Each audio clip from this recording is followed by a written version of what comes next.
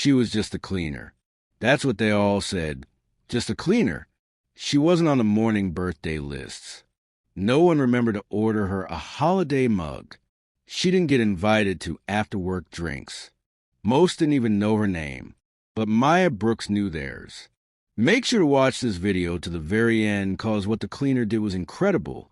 If this story moves you, give the video a like. And if you're new to the channel, don't forget to subscribe and hit the bell icon, so you will never miss an upload. Now, let's dive into the story. She walked the same halls each night with a mop in one hand and jazz humming through her earbuds. She had keys to every office. She saw what others left behind: forgotten documents, crumpled receipts, scrawled sticky notes, and sometimes things no one should have seen. For 11 years, she was invisible. Then one morning, $750,000 vanished, and the only person who had access was a woman no one ever noticed. But this isn't just a heist story. It's not about blueprints or elaborate masks. This is a human story about hardship, desperation, and moral gray. This is the story of Maya Brooks. Northern Cascade Bank's downtown Seattle headquarters was the kind of building that looked like it was built for people who wore suits even on weekends. A stark monolith of mirrored windows and aging marble floors, 15 stories high and fading. By day, it buzzed with activity. Loan officers paced halls on Bluetooth headsets. Interns clutched paper coffee trays. Compliance teams reviewed numbers that made most eyes glaze over. Every hour was a meeting. Every break was brief. But at 6:30 p.m. sharp, all of that faded, and Maya Brooks arrived. At 42, Maya was a woman shaped by the wear of labor. Her hands bore the hard cracks of winter mopping, and her eyes were lined from too many 3 a.m. bus rides. Her uniform was always pressed, her black hair always tied in a low knot. She carried silence with her like a second name. She didn't just clean the bank. She memorized it. She knew which desks had squeaky drawers, which managers left Chinese takeout under the radiator, which safe deposit room buzzed when the AC kicked on. Over time, Maya became more than a cleaner. She was an unseen observer. Her routine was clockwork. 6:30 p.m. Start on floor 3, tidy communal space. 7:15 p.m. Move to floor 6, executive offices. 9 p.m. Basement vault corridor. By midnight, she cleared 10 floors, always in silence, always alone. No one asked questions. Why would they? She was the ghost of the night shift. No one thought twice about the keys she carried. No one checked what she saw. And that's where it all started. One night in early February, Maya found something odd. It was a yellow sticky note, slightly curled at the edges, stuck to a computer monitor on a desk marked Lending Department, Private. The ink was smudged like it had been written in haste. It read, 1387 Vault. Maya paused. Normally, she tossed stray notes into the trash. But something about this one held her gaze. Maybe it was curiosity. Maybe it was the way the word vault was underlined twice. That night, after finishing the upper floors, Maya descended into the basement. The vault hallway was dim and cold, lined with keypad doors and thick walls that echoed. She stopped in front of the smaller lockbox vault. Not the main room, but a secure offshoot used for day-to-day deposits. She punched in the code, 1-3-8-7. A soft beep, a green light, click. The door opened. Inside were 6 metal boxes, bundles of checks, unverified cash from business clients, and drawers marked for end-of-week reconciliation. Everything sat in the open, undocumented for the moment. Maya stood still. She didn't take anything. Not that night. She simply closed the door, walked out, and told herself she was just checking. But the seed had been planted. Temptation doesn't always scream. Sometimes it taps, softly, consistently, until you stop pretending you can't hear it. Maya returned to the vault the next night, and again the night after. At first, she told herself it was just to see, just to understand what banks really kept locked behind steel. But the truth was heavier. Her daughter, Kayla, had an asthma prescription that wasn't covered under their health plan. Rent had jumped $150 in December. And Maya's second job, a midnight janitorial gig at a storage facility, was barely covering utilities. The night she first took money, it was just $180. She counted it, left the rest untouched, slipped it into her uniform's inner pocket. No alarms, no sirens, no one noticed. She bought groceries the next day, paid for Kayla's inhaler refill. And for the first time in weeks, she breathed a little easier. But small acts become habits, and habits have consequences. The next week, she took $200. The week after, $400.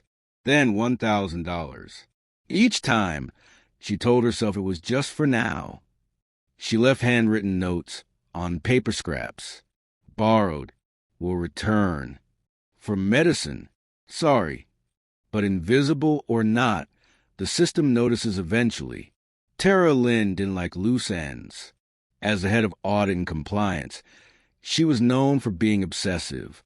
She color-coded spreadsheets, re-verified decimal placements, and she read everything. When the first red flag appeared, it was subtle, a $19,700 discrepancy in quarterly ledgers. That alone wasn't enough. Miscounts happened, but when Tara pulled the vault logs, she found nothing unusual. Every authorized vault entry matched employee schedules, except cleaning logs showed Maya was in the basement during hours with no matching keypad activity. That was strange. Tara initiated a silent audit. No alerts, no emails, just quiet monitoring. She had a camera installed just above the auxiliary vault, hidden behind a motion sensor light. A maintenance request was faked, and Maya never noticed. The footage that followed was unexpected. Maya wasn't reckless. She was almost gentle. She'd unlock the door, look around, walk in, count slowly, sometimes whispering to herself. She often touched the boxes like they were fragile. Once, she stared at a stack of checks for a full minute before backing away. And then one Thursday at 11:43 p.m., she took $3,000. That's when the case was built. When Tara reviewed the final week of footage, her hands trembled. Maya wasn't what she expected. No gloves, no hidden bags, no rush.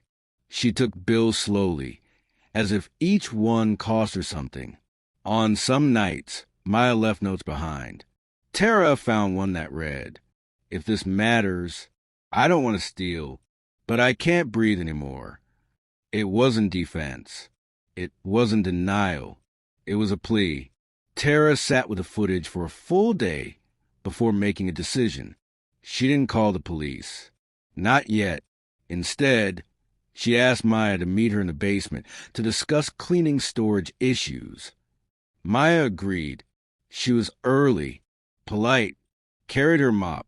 Tara stepped out of the shadows and asked one word. "Why?" Maya stood frozen. Then her eyes welled with tears. She didn't run. She didn't deny it. She broke. She told Tara about the eviction notice taped to her door. The second job that had left her so exhausted she once fell asleep in a stairwell. The food stamps that were denied because she made $19 over the limit. The inhaler she couldn't afford. And the guilt. She said she planned to put it all back. That she wasn't a thief, just a mother who ran out of exits. Tara listened, silently, and then she did what protocol required. She reported Maya. By midnight, Maya was arrested, still in her cleaning uniform. Her gloves were still in her pocket. The courtroom was divided. The prosecution painted Maya as a methodical infiltrator, called her a financial mole who exploited her invisibility. The defense called her a symptom, a living example of what happens when the systems meant to protect people ignore them instead. Testimonies were emotional. One lone officer cried, recalling how Maya once stayed late to clean coffee spilled on his child's drawing. Another executive claimed she manipulated kindness. The jury deliberated for 11 hours. The verdict: guilty of felony theft and breach of fiduciary trust. Sentence: 5 years, suspended, 18 months in a rehabilitation program. But outside the courtroom, the story had already taken root. A local journalist wrote a feature, "The Vault and the Woman Who Cleaned It." It went viral. Outcry followed. Protests gathered outside Northern Cascade Bank's glass doors. Former employees came forward with stories of overlooked labor and unfair wages. A retired senator even issued a public apology, calling Maya reminder the invisible we step over every day. During her rehabilitation program, Maya completed financial literacy courses. She now works as a volunteer counselor at a community finance clinic. She teaches budgeting, how to understand audit trails, how not to fall through the cracks. She's never touched a vault again, but every day she helps others navigate one. Sometimes a heist doesn't need a weapon. Sometimes a thief isn't a villain. And sometimes justice isn't punishment. It's understanding. Maya Brooks didn't walk into that vault with greed. She walked in with desperation. And for all the systems that track money, none track need. If this story made you feel something, share it. These are the stories that spark change, that ask us to look closer at the people we overlook. Was Maya a criminal, or just a mirror of a system cracking underweight? Tell us in the comments. Bell subscribe for more powerful, faceless true stories every week. Brain, stay thoughtful, stay aware, and above all, stay human.